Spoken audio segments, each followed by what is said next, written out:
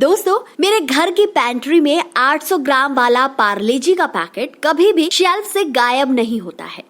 पार्ले जी तुरंत बचपन की प्यारी यादों को ताजा कर देता है। ज्यादातर भारतीय घरों में चाय के टाइम इस ग्लूकोज बिस्किट के बिना अधूरा है। और इतना ही नहीं, चाय या दूध में पार्ले जी ना गिरे ऐसा हो ही नहीं सकता। पर आपको पता है, ये हर घर और हर चाय की टपरी में मिलने वाला पार्ले जी इंडिया का नंबर 1 ब्रांड कैसे है? नमस्कार दोस्तों, आज हम अपने ज्ञान के भंडार में से एक और ज्ञान आप सबके लिए लेकर आए हैं। और आज हम बात करेंगे कि कैसे पार्ले जी दूसरे बिस्किट ब्रांड से इतना फेमस है।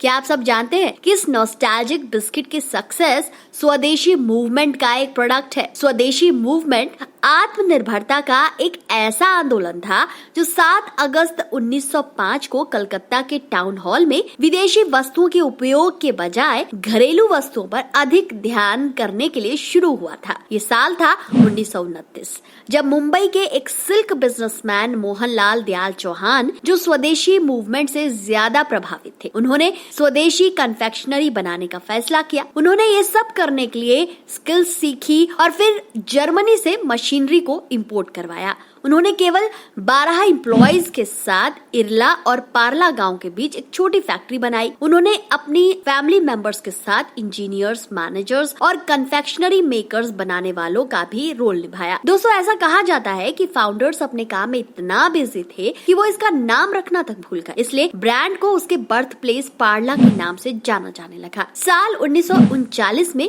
पार्ले ने पार्ले ग्लूकोज नाम से बिस्किट बनाने का काम शुरू किया था। वो एक अफोर्डेबल प्राइस पर आसानी से अवेलेबल था और इतना ही नहीं, ग्लूकोज बिस्किट पोषण के लिए भी बहुत बेहतरीन है। पार्ले ग्लूकोज ने कम टाइम में इतनी पॉपुलैरिटी हासिल कर ली क्योंकि उस समय बिस्किट केवल एलीट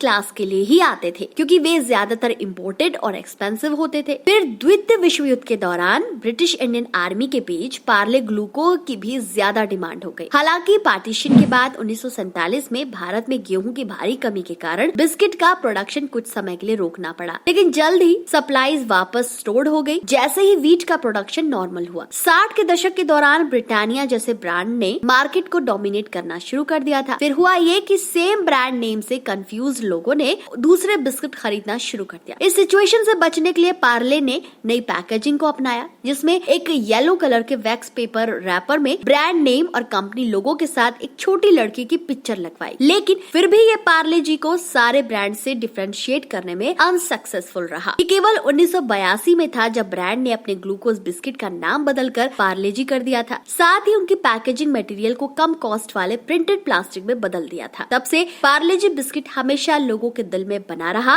और अपने ब्रांड के प्रॉफिट का 1/3 हिस्सा रखता है। आज के इस वीडियो में इतना ही। अगर आपको वीडियो पसंद आया है तो इसे लाइक और शेयर करना ना भूलें। साथ ही हमें बताएं, क्या आपके घर में भी है पार्ले जी बिस्किट?